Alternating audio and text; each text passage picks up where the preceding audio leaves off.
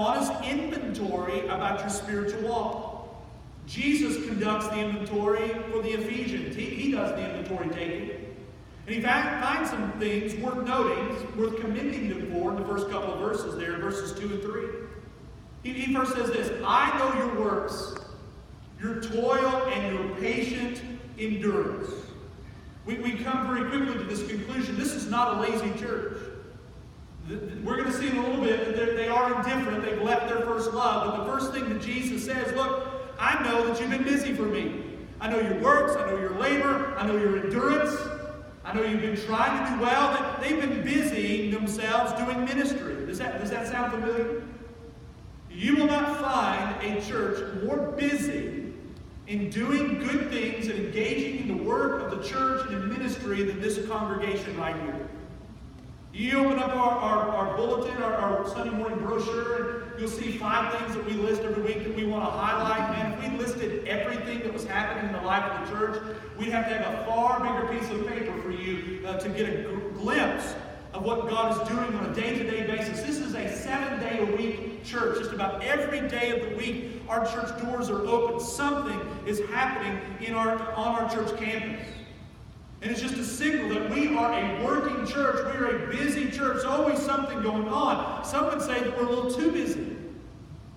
But the Ephesians, man, they did much for God. Much to be commended for. They persevered in their work. They were busy for the kingdom.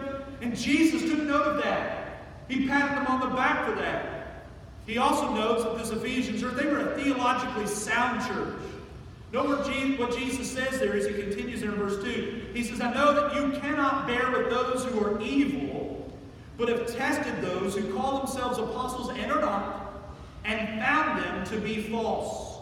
So they were actively paying attention to when false doctrine and heresy and other things were filtering in and calling it out when they saw it. A little bit further down in the text there in verse 6, he notes this. He says, yet you have, you hate the work of the Nicolaitans, which I also hate. Who are the Nicolaitans? Well, we don't know a whole lot about them except to know that they were a religious sect. They had wrong doctrine and they had wrong practices, and that's about the extent of it. We do know that when the Ephesian church, the Christians there saw it, they knew what they were seeing was not the Lord, and so they called it out, and they stood firmly against these Nicolaitans. And so they stood against theological liberalism. They stood against wrong perspective and teaching in the church. And Jesus commended them for. They were also an enduring church. Again, there in verse 3, he says, I know you are enduring patiently and bearing up for my name's sake, and you have not grown weary. Here's what we learn about this church in a good way. The road was not easy for them.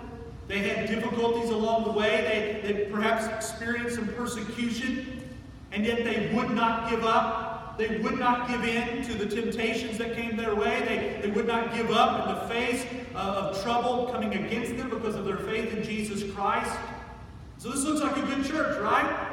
It looks like a church we would want to be. And in fact, in many ways, we're much like this church. Worked hard, had a good theology, had a great reputation in the community, stood against evil deeds. But friend, listen to me. Just because a church appears right does not necessarily mean that everything is right. We can do right things and be commended by Jesus on the one hand, but on the other hand, we can struggle in some ways.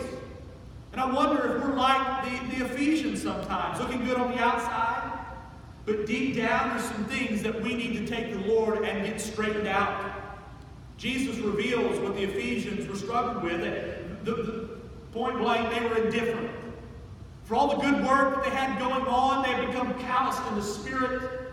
They had left their first love. Look at verse 4. He says, but I have this against you, that you have abandoned the love that you had at first. What is this first love that Jesus speaks of? Well, it could be a number of things. He may be referring about their love for God, that they were once passionate for Jesus, and for whatever reason, it's not that they had fallen out of love, they just sort of become indifferent. They weren't as passionate, they weren't as engaged in that relationship as they once were. Maybe it refers to their love for one another. Though they had toiled alongside of one another and endured patiently with one another, maybe they were sort of at odds with one another. They just didn't their brother or sister in Christ as they once did. Maybe it was their love for mankind. For all those standing for the right things, maybe they weren't as passionate about sharing the gospel as they once were. Or maybe it is that all of these three combined as a possibility. Whatever it may be, though I tend to believe it is the first one, they had sort of fallen away from their first love toward God. Jesus is saying, Ephesus, for all of your good stuff that you got going on, for all of the good things that I can pat you on the back over, you need to wake up. You have left your first love, and as a result, you've become indifferent to the things of God, and to the people of God, and to the people that you need to be reaching out to. So how did this happen?